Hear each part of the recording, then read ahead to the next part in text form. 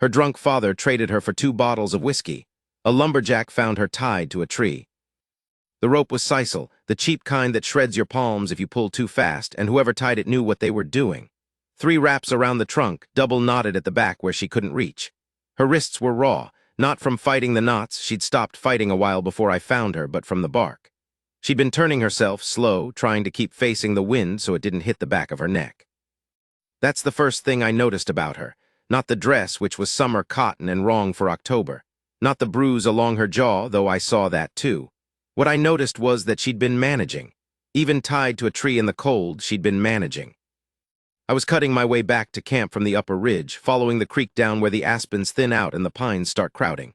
I had a crosscut saw on my shoulder and a bad mood because I'd snapped the other blade at noon and lost 3 hours.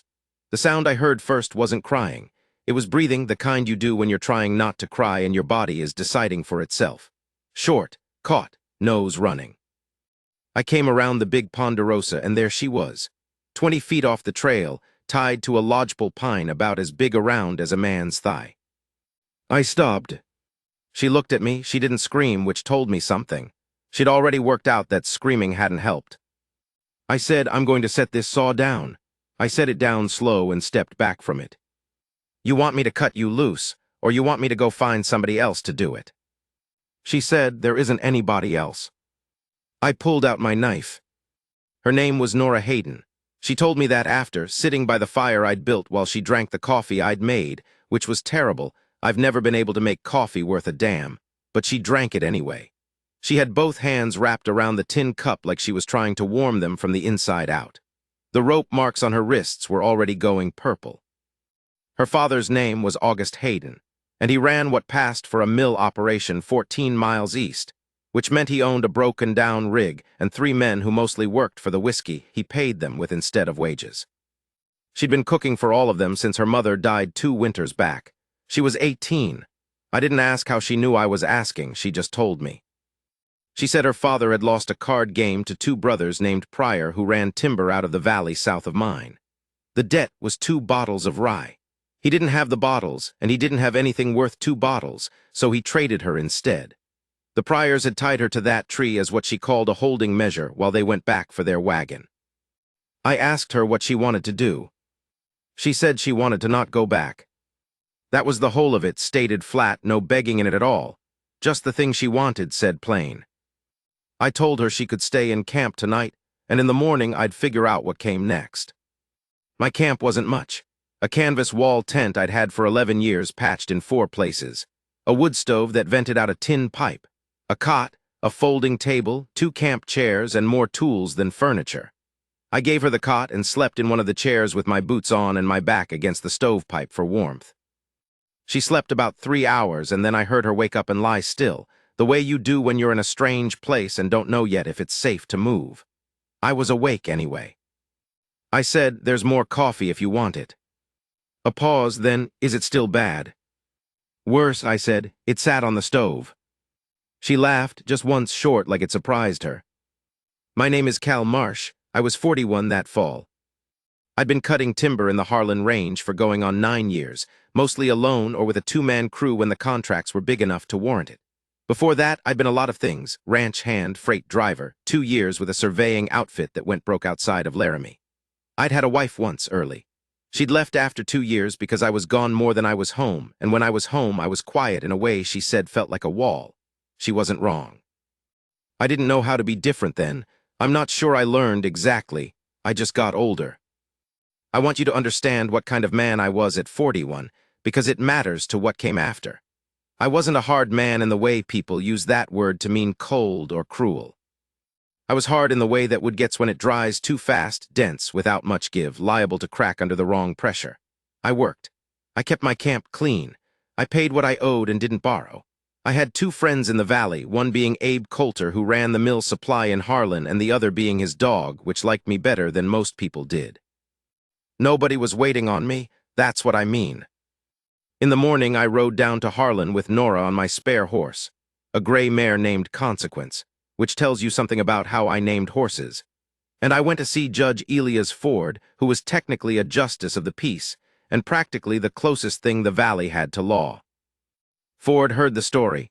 He chewed his mustache the whole time I talked, which was his way of thinking. Then he said, August Hayden traded her, you said. I said yes. He said she's 18. I said yes. He said there's not a lot I can do about a man selling what he doesn't own. He didn't own her to sell, but the Pryors taking her against her will and tying her to a tree that I can make unpleasant for them. He looked at Nora.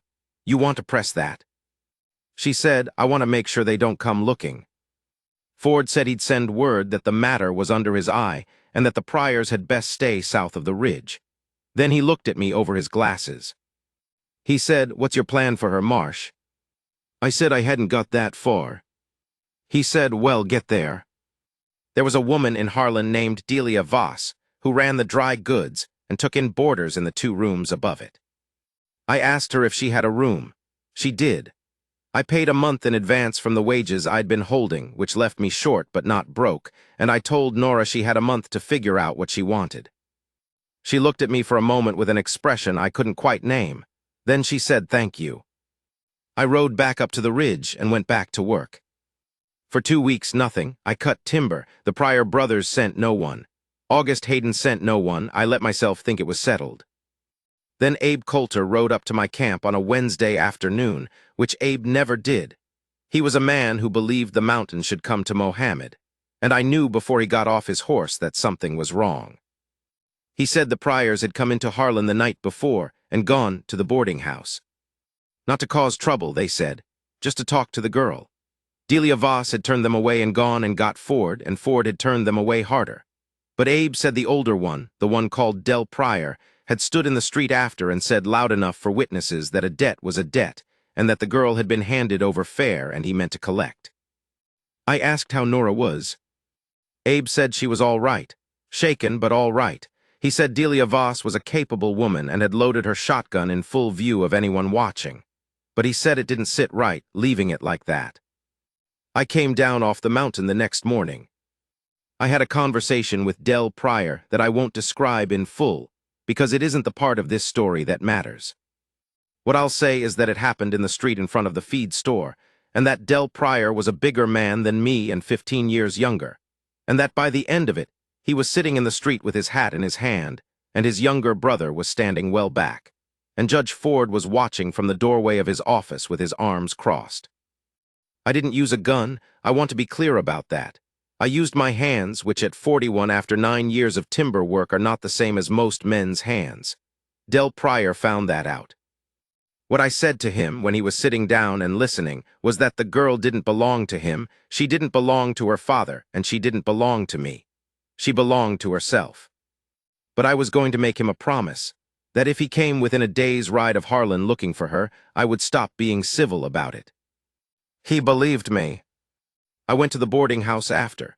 Delia Voss let me in and went upstairs and got Nora, and Nora came down and we sat in Delia's kitchen and I told her what had happened.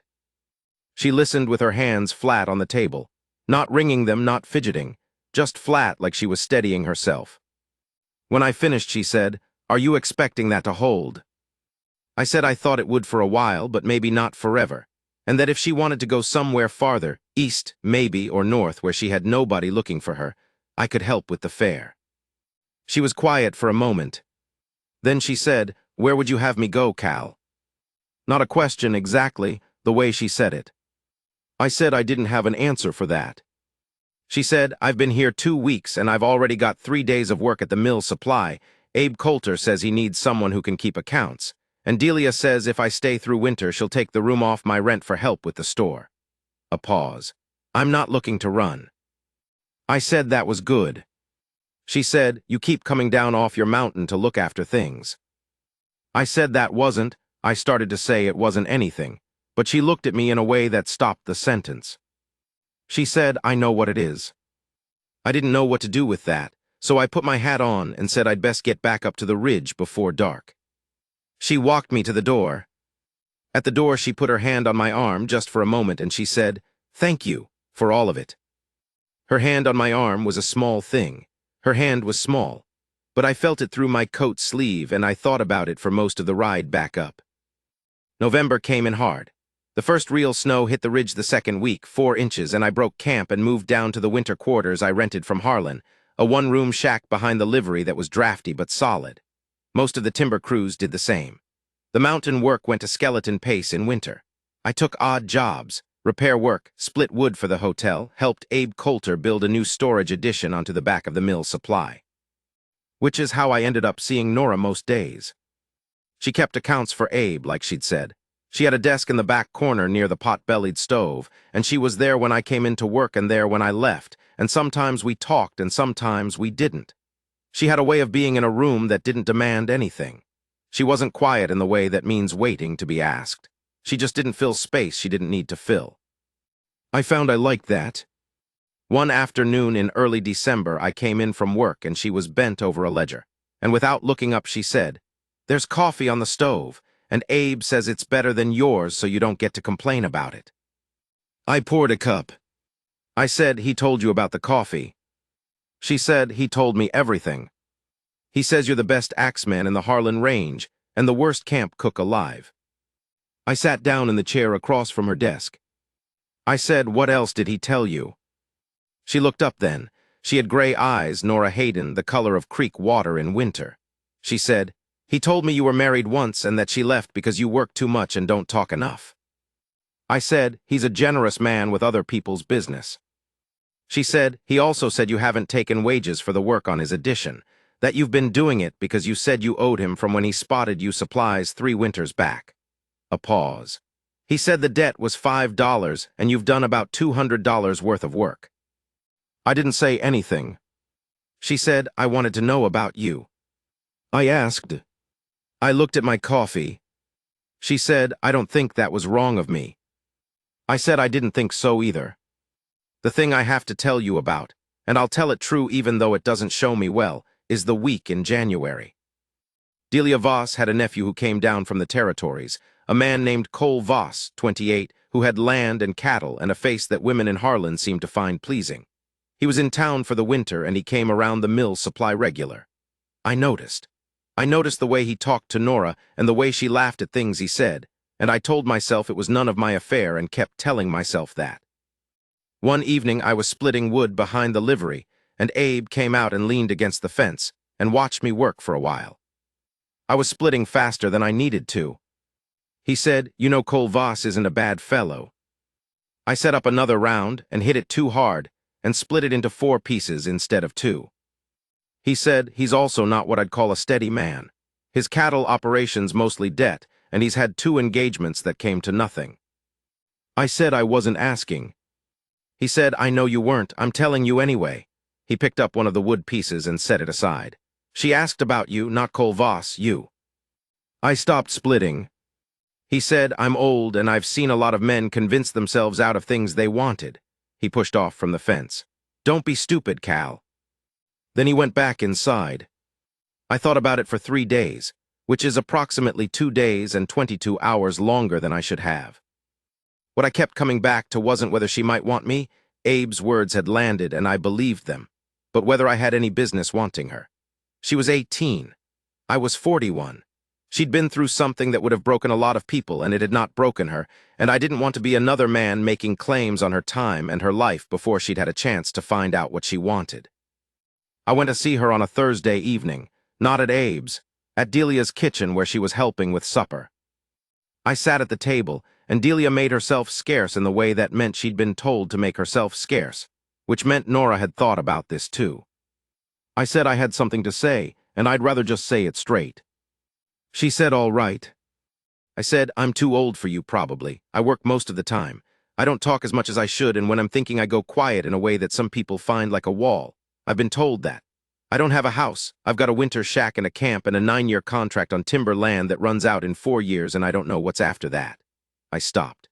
"I'm not saying any of this as a way of saying no. I'm saying it because you should know what it is before I ask you anything." She had her hands on the table again, flat, in that way she had. She said, "Is that all?"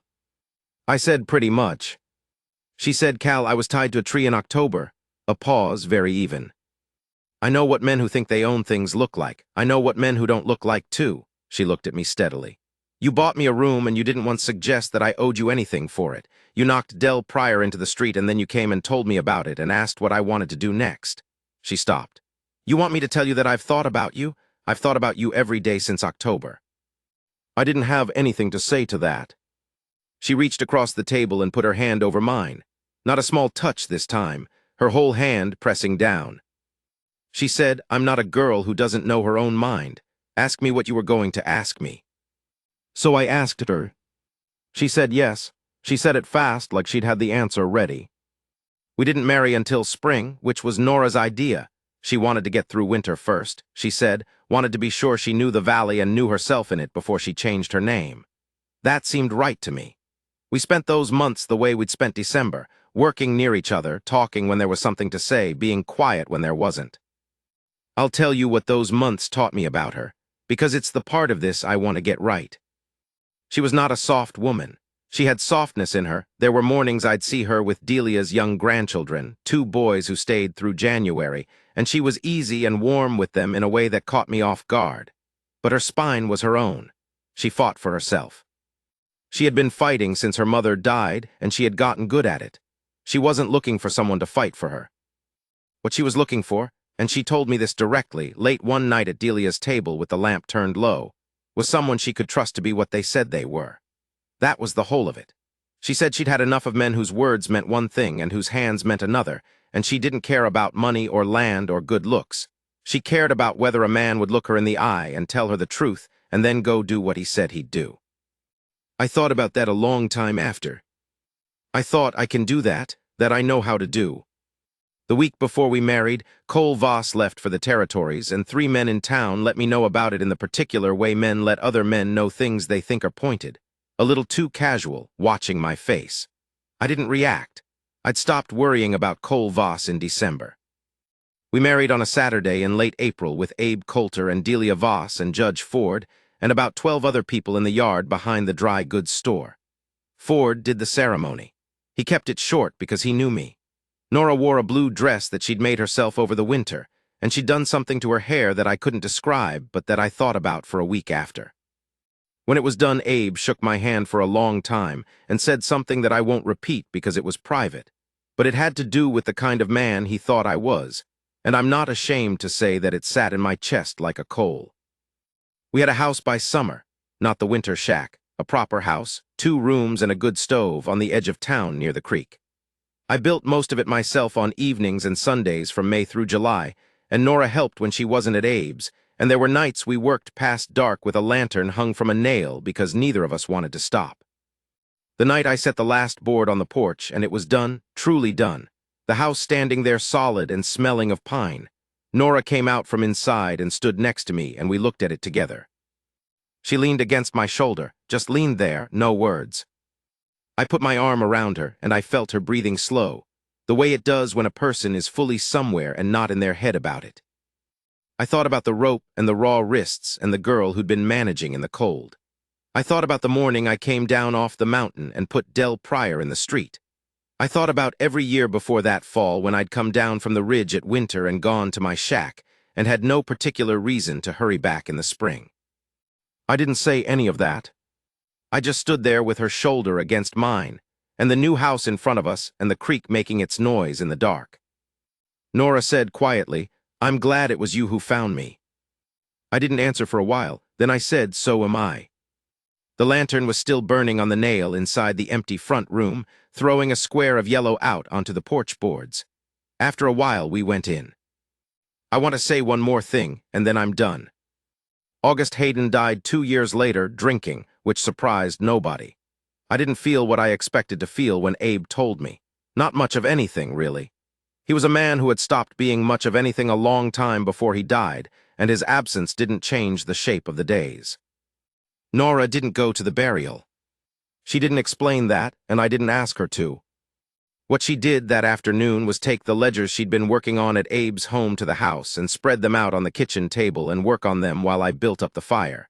At some point she looked up and said, I want to learn to ride better, properly. Will you teach me? I said yes. She looked at me for a moment, that steady gray look, and then she went back to her ledgers. That was the whole of it. The door closed on the part that had been bad, and she turned to face what was ahead. I have never once in all the years since seen her turn back toward it. I don't know what that took. I can guess. But watching her do it, watching her be that, made me want to be the kind of man she'd picked.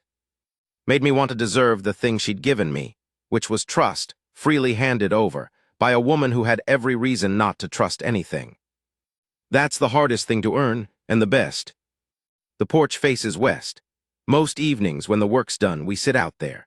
She has a chair and I have a chair, and sometimes we talk and sometimes we don't, and the sun goes down behind the Harlan Range and lights up the undersides of the clouds, something remarkable. I am not a man who had a lot of softness in him. I'm still not. But I'm a man who has a place to come back to and a woman who chose to make it with me, and I'll tell you that after 40 years of living, that is not a small thing. That is not a small thing at all.